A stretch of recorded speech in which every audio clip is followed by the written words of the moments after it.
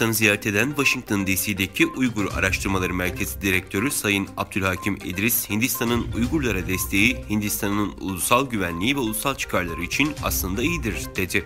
Abdülhakim İdris, Hindistan ziyareti sırasında eski Etnik İşler Bakanı ve Milletvekili Nanov Ering, Milletvekili Sujet Kumar ve diğerleriyle bir araya geldiğini ve Uygur meselesi hakkında görüştüklerini söyledi. Abdülhakim İdris, görüştükleri siyasiler ve sivil toplum temsilcilerine Kızıl Devrim, Çin'in Türk İslam dünyasının sömürmesi ve Uygur katliamı adlı kitabını, Birleşmiş Milletler İnsan Hakları Komitesi'nin Uygurlar hakkındaki raporunu sundu.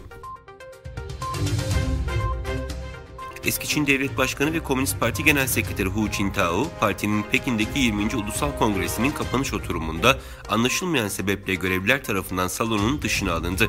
Bu konuda Çin'in eski devlet başkanı Hu Jintao ile mevcut lider Xi Jinping arasında yıllara dayanan bir çekişme olduğu biliniyordu.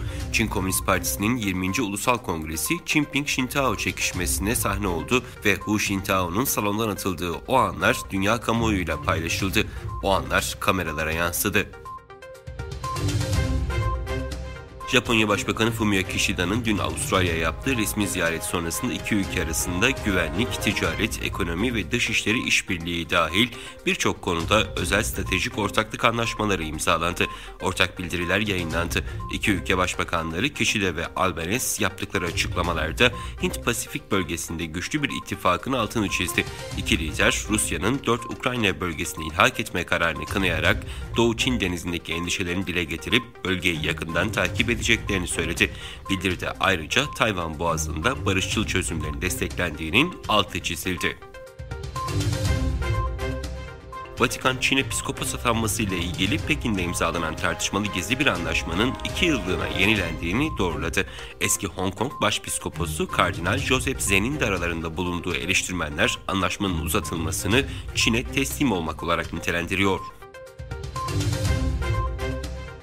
Doğu Türkistan'da milyonlarca Uygur Türk'üne karşı soykırım suçu işleyen totaliter Çin'in yönetici elitleri 16-22 Ekim 2022 tarihleri arasında Pekin'de Çin Komünist Partisi Genel Kurulu'nda bir araya geldi. 3. dönemde seçilmesi kesinleşen Xi Jinping'in güvenlik konusuna ağırlık verdiği kongrede partinin en üst yönetim organı Merkez Komite'nin seçildiği toplantıda Merkez Komite ve Disiplin İnceleme Komitesi çalışma raporlarıyla parti tüzüğünde değişiklik onaylandı. Başbakan Li Keqiang, Çin Ulusal Halk Kongresi Başkanı Li Jianshu, Çin Halk Siyasi Dayanışma Konferansı Başkanı Wang Yang ve Başbakan 1. Yardımcısı Han Ching'in adları yeni Merkez Komite listesine alınmadı.